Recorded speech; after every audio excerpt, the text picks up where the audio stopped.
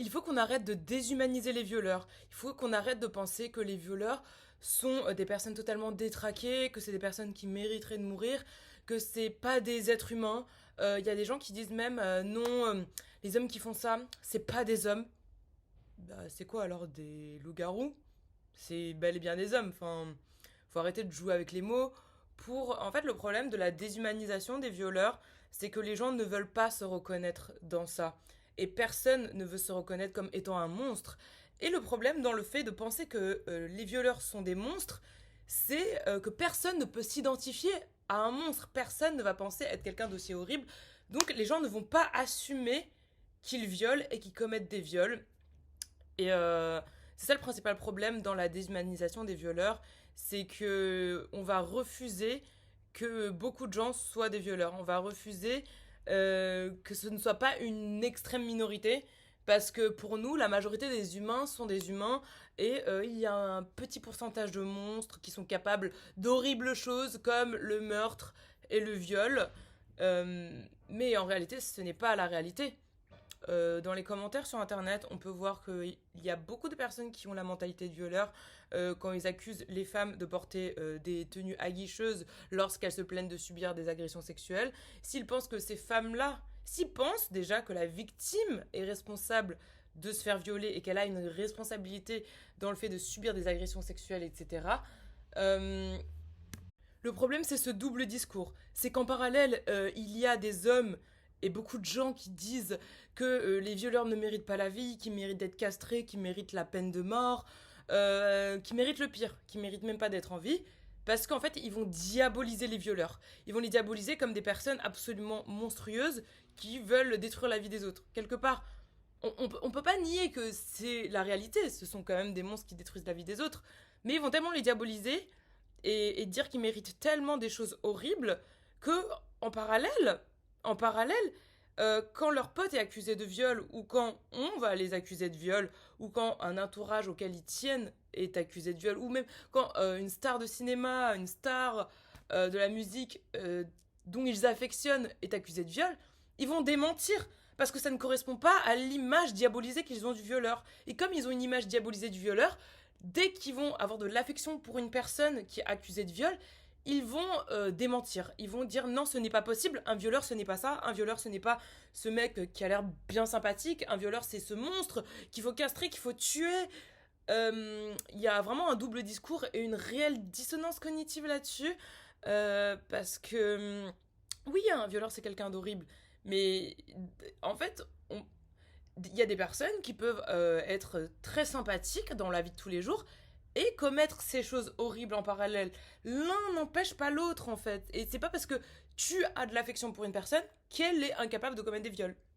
Et sachant que c'est des crimes qui sont de l'ordre de l'intimité, c'est des actes violents qui sont faits dans le registre de la sexualité, des rapports intimistes, ben vous n'êtes pas là en fait. Vous qui affectionne cette personne, qui est peut-être pas dans ce rapport-là avec cette personne, ben vous ne pouvez pas savoir tout simplement.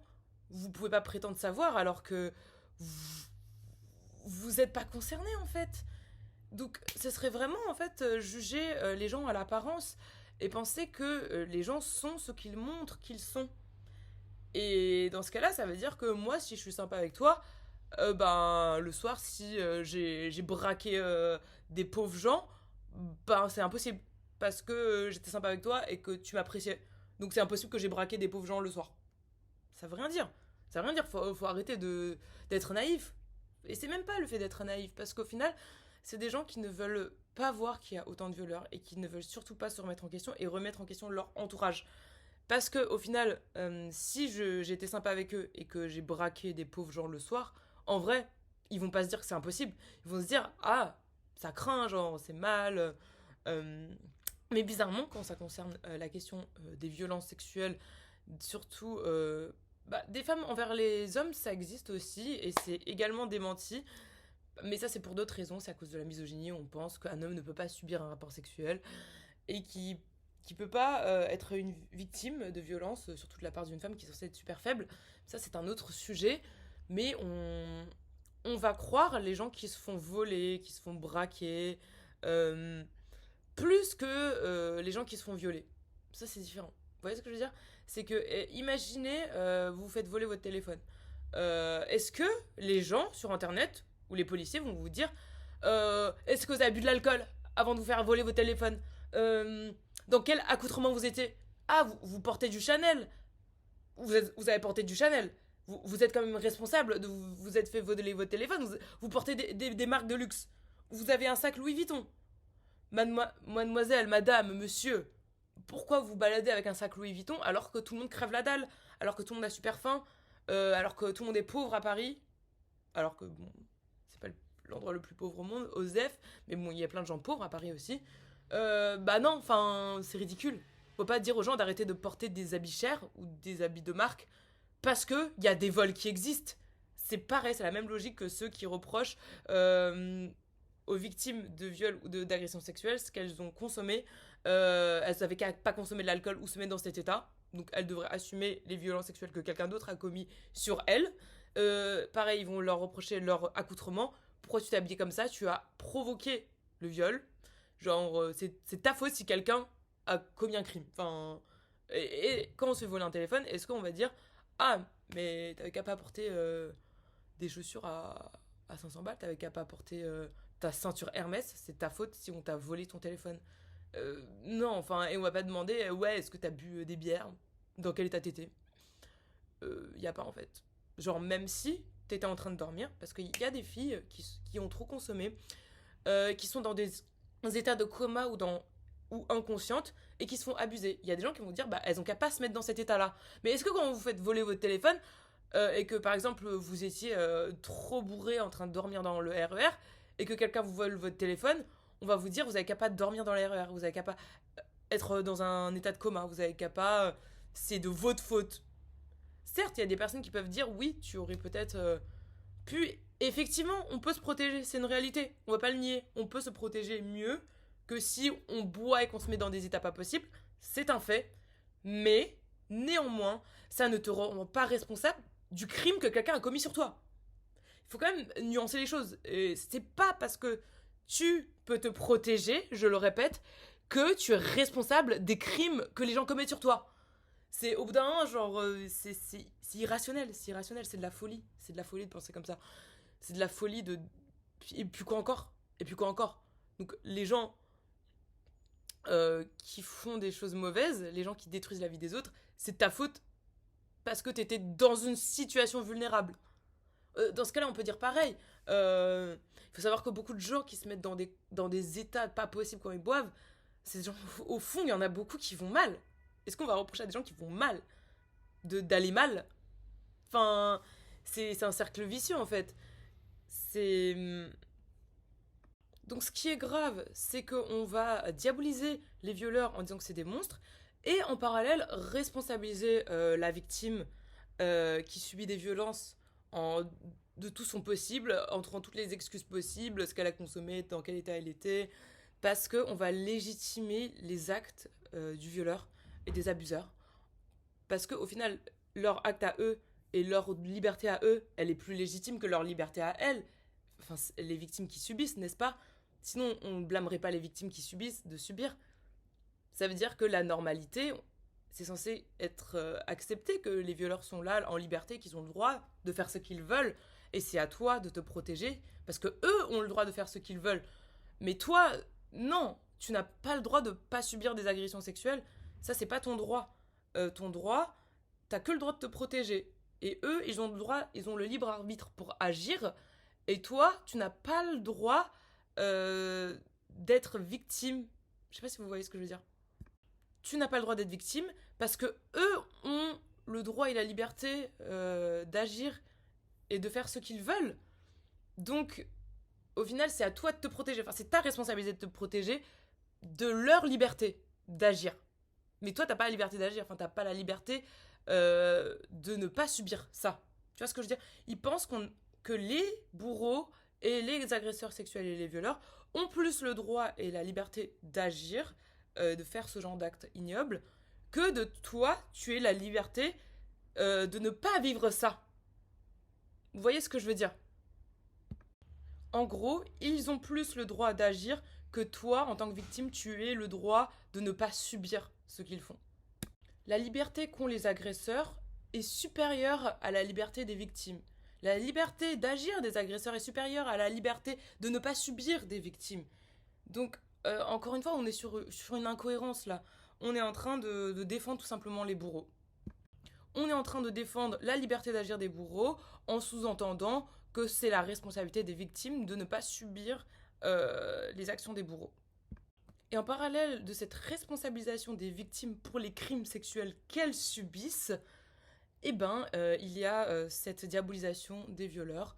Donc au final, les gens, ça les arrange bien, surtout ceux qui peuvent potentiellement être responsables. Donc il y a beaucoup d'hommes, même si beaucoup de femmes aussi peuvent penser comme ça, de se dire, bah de toute façon, les violeurs, c'est des monstres horribles. Moi, je ne suis pas un monstre, donc je suis pas un violeur. Et en plus, les victimes ont une part de responsabilité. Elles avaient qu'à mieux se méfier, elles avaient qu'à pas rentrer tard le soir, elles avaient qu'à restreindre leur liberté pour justement permettre. Elles avaient qu'à restreindre leur liberté parce que les abuseurs et les violeurs ont leur liberté d'agir eux. Donc c'est à elles de restreindre leur liberté. C'est pas aux violeurs de restreindre leur liberté. Donc la responsabilité, elle revient à la victime. Donc en fait, dans tous les cas, ils s'arrangent pour ne pas penser que eux peuvent être des violeurs. Mais en parallèle, ils n'essayent pas forcément de ne pas violer parce qu'au final, il faut savoir que si on se renseigne un minimum, un viol est un rapport non consenti. Donc vraiment, si beaucoup d'hommes, même s'il y a des femmes aussi, veulent ne pas violer, ils feraient attention au consentement des femmes. Ils leur demanderaient leur consentement, ils s'assureraient de leur consentement, ils seraient attentifs au fait d'être sûrs qu'elles soient consentantes s'ils voulaient vraiment pas être des violeurs, sauf que ce n'est pas le cas. Ce n'est pas le cas. En même temps, ils vont faire boire des femmes pour essayer de les enivrer, pour tenter d'avoir des rapports avec elles. Ça, c'est un comportement de violeur parce que si tu veux qu'une personne soit dans un état pas conscient, quand t'es trop bourré, t'es pas conscient, pour avoir un rapport sexuel avec, c'est que tu veux la violer.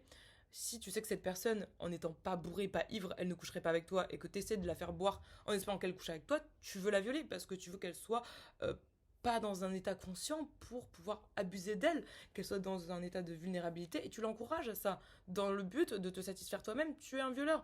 Mais ces gens-là ne vont pas se penser être violeurs. Ils vont se dire, bah non, mais je lui facilite juste la tâche. Je me facilite aussi juste la tâche. Parce que les violeurs sont des monstres et qu'il faut qu'ils meurent. Moi, je suis pas un monstre qui mérite de mourir.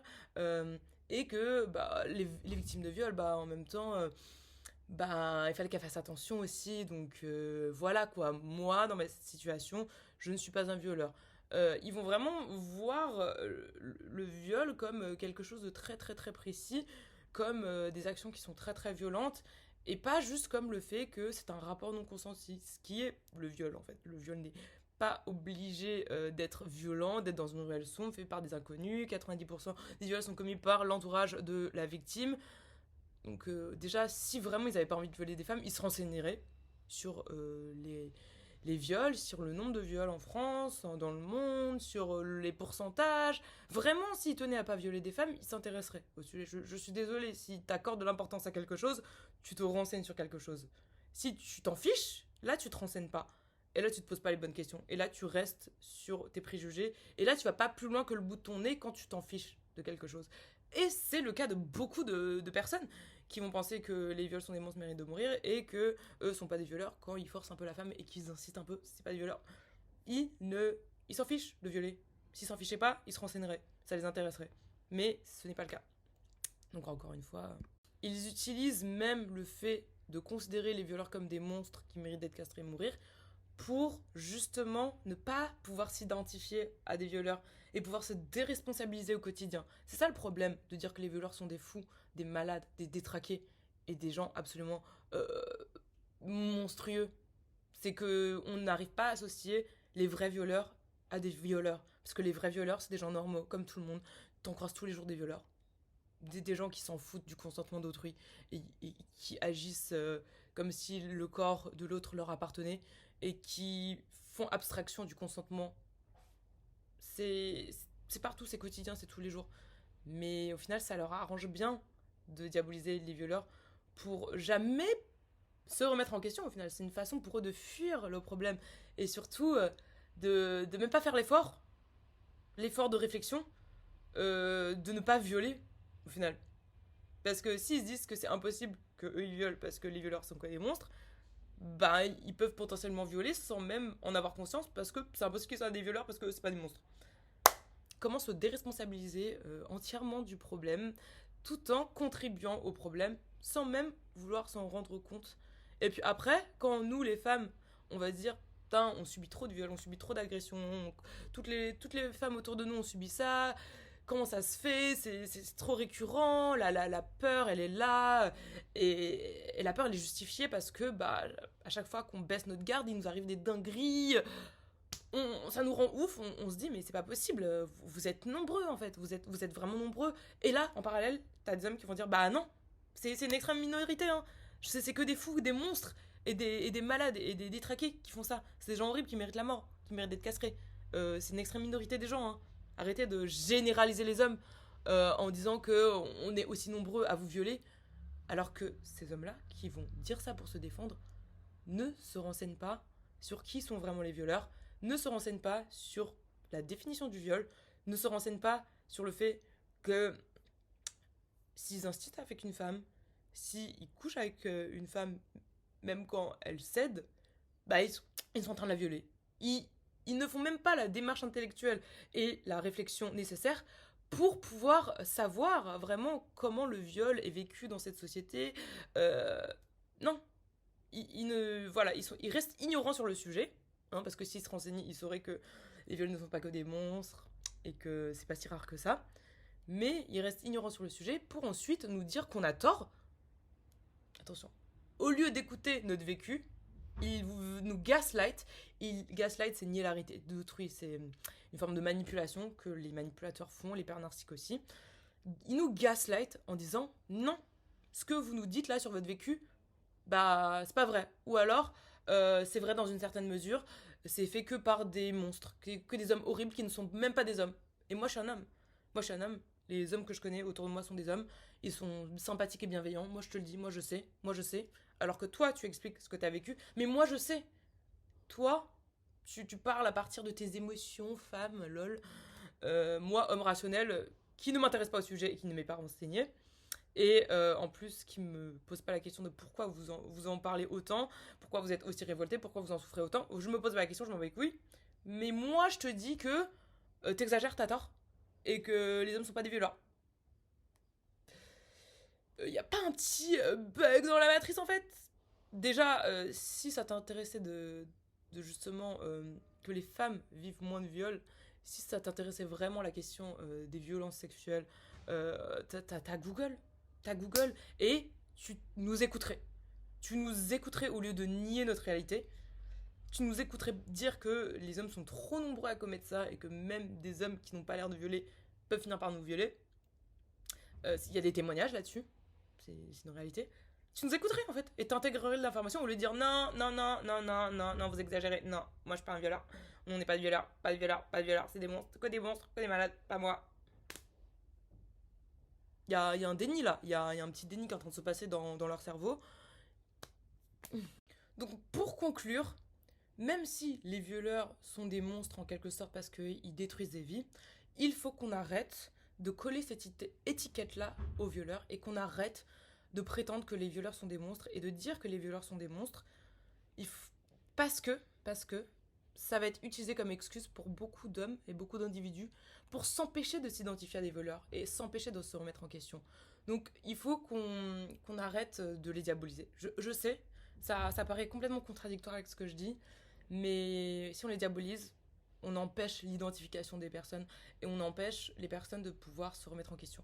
Et il faut aussi qu'on arrête de dire qu'une personne qui a commis quelque chose ne peut plus jamais changer parce que du coup c'est des hommes qui vont pas vouloir se remettre en question, pas vouloir dire qu'ils sont des violeurs parce qu'ils se disent ah mais si je suis un violeur c'est fini pour moi, je suis une horrible personne, je pourrais plus jamais devenir quelqu'un d'autre. Il faut malheureusement ou heureusement qu'on laisse la chance à des violeurs de se repentir, de changer parce que l'erreur est humaine. Je sais c'est horrible, de dire ça. Et évidemment, ça dépend de quel genre de viol. Ça dépend d'énormément de choses. Mais il existe des hommes qui ont violé et qui qui n'étaient pas pleinement conscients de ça. Et si on leur dit pas qu'ils peuvent évoluer, qu'ils peuvent changer, même en étant un violeur, euh, ils vont jamais vouloir s'identifier au fait d'être un violeur. Si on leur dit que c'est que des monstres, des cas irrécupérables, des monstres atroces, ils vont jamais accepter qu'ils ont commis un viol. Parce qu'ils vont se dire, si je suis associé à cette image, c'est fini pour moi. Toute ma vie, je suis une merde, je pourrai plus jamais évoluer. Il faut accepter qu'il y a des personnes, je pense sincèrement, qui peuvent prendre conscience qu'ils ont fait ça au cours de leur vie. Si on arrêtait d'identifier les violeurs à des gens irrécupérables et monstrueux uniquement, et ces personnes-là peuvent potentiellement changer d'avis, évoluer, arrêter de commettre des viols. Peut-être. Pas tous, évidemment. Mais quand même laisser la chance à certains violeurs de pouvoir se repentir et arrêter de penser que c'est des cas qui ne peuvent pas changer en fait. Parce que en faisant ça, ils refusent juste d'assumer qu'ils ont violé des femmes ou des gens. Où les violeurs n'assument pas avoir violé, vu qu'on les diabolise autant et qu'on les déshumanise autant. On déshumanise les violeurs, donc les gens ne veulent pas penser qu'ils sont pas des humains, qu'ils sont aussi horribles que ça. Leur ego les protège. Leur ego les empêche de penser qu'ils sont des violeurs à cause de cette image qu'on a des violeurs. Et malheureusement, il faut qu'on fasse évoluer cette image pour que des personnes assument, parce qu'il faut qu'ils commencent à sortir du déni et à assumer qu'ils sont capables de violer, et qu'ils sont peut-être même violés, et qu'ils sont peut-être même abusés, qu'ils sont peut-être... Tu vois, sinon ça va pas évoluer, sinon ça va être le déni, et personne n'assume. Ah bah non, moi je peux pas quelque chose. Non, non, non. Donc au bout d'un moment, faut arrêter ça. Parce qu'il faut qu'on prenne conscience qu'on vit dans la culture du viol et qu'on encourage les gens à avoir des comportements de violeurs, notamment les hommes. Et, et c'est comme ça, en fait, que des personnes qui ont potentiellement commis des viols peuvent évoluer et changer en se rendant compte qu'ils ont toujours été incités à faire ça. Et que c'est pas forcément leur nature, et que c'est aussi un conditionnement qui les a encouragés à commettre des crimes et à détruire des vies. Donc voilà, c'est pas pour déresponsabiliser les violeurs que je dis ça, mais c'est aussi pour qu'on puisse évoluer ensemble en fait. Et parce que si les violeurs ils sont dans le déni et qu'ils pensent qu'ils sont des personnes horribles et qu'ils se rendent pas compte qu'ils ont été influencés, que quelque part ils ont été manipulés aussi à commettre ça, à être comme ça, parce que tout le monde n'est pas violeur, heureusement je pense, et que ça peut paraître horrible à dire, mais dans un premier temps, il faudrait déculpabiliser les violeurs d'avoir commis ça pour qu'ils changent. Parce que pour ceux qui peuvent changer, ça veut pas dire qu'on ne doit pas les condamner et qu'on ne doit pas les culpabiliser, mais je parle de déculpabiliser les violeurs dans le sens d'arrêter de dire que c'est des monstres qu'il faut tuer, qu'il faut castrer, de les culpabiliser dans cet extrême-là, dans leur déshumanisation. Parce que c'est dans cette culpabilisation extrême et déshumanisante que les personnes ne vont pas se reconnaître et ne vont pas vouloir se reconnaître en tant que violeurs, et que les personnes vont continuer à être dans le déni. Désolé, il y a un bruit là. Et c'est à cause de cette culpabilisation extrême, de la diabolisation des violeurs en disant que c'est des monstres et pas des humains et pas des hommes, que les hommes vont pas se reconnaître, pas se remettre en question, et qu'on va pas pouvoir les accuser pour les faits réels qu'ils ont commis, et que les gens ne vont pas reconnaître que il y a énormément d'hommes qui violent dans cette société. Et que ce soit leur star préférée ou leurs proches dont ils affectionnent, ce ne sont pas des monstres qui méritent de mourir. Ce sont des humains qui ont commis des crimes, qui ont détruit des vies, certes, mais qui méritent pas pour autant la mort, selon moi, ni la castration, selon moi, parce que ça a été prouvé que ça n'empêche pas le crime dans les pays. Et le problème, c'est qu'il faudrait soulever ce problème et le résoudre, et non la condamner de façon irrécupérable, vous voyez.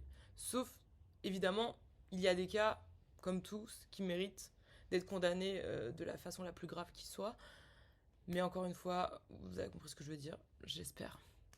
Donc on devrait arrêter de déshumaniser les violeurs en disant que c'est des monstres, parce que ce n'est pas inhumain. C'est justement humain de commettre des viols. Et c'est les humains qui le commettent. Donc ce ne sont pas des monstres. Si, non, c'est des humains, c'est des gens. C'est des gens comme toi, comme moi, C'est des humains normaux. Voilà.